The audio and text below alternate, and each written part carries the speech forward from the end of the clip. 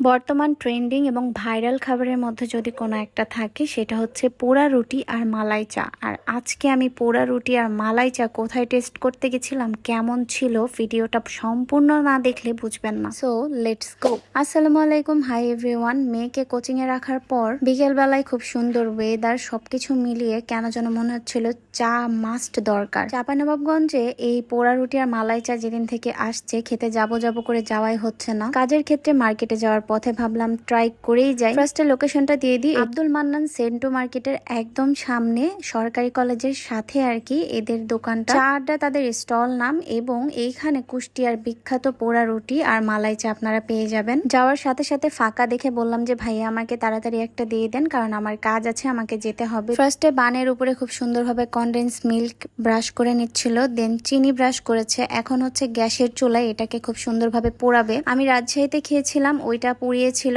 কয়লার যে আগুন, সেই আগুনে। এরা গ্যাসের চুলাতে পোড়াচ্ছে। আমি বলবো যে এইটা জাস্ট যদি কয়লার চুলায় পোড়ানো হতো টেস্ট আরো দ্বিগুণ বেড়ে যেত।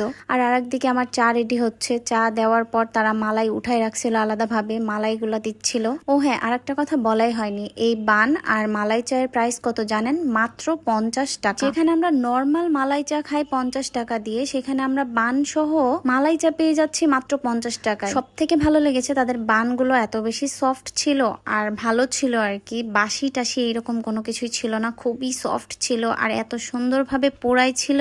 পোড়া রুটির যে একটা ঘ্রাণ আসছিল, আমি তো একদম পুরো চায়ের ভিতরে রুটিটাকে একদম ডুবাই দিয়েছি। তারপর যে একটা বাইট দিলাম, জাস্ট অসাধারণ টেস্ট, এত ভালো ছিল। আমরা বাঙালি চা পরোটা, চা রুটি এইসব খেতে অনেক বেশি ভালোবাসি। অবশ্যই আপনারাও একবার ট্রাই করবেন। ধন্যবাদ।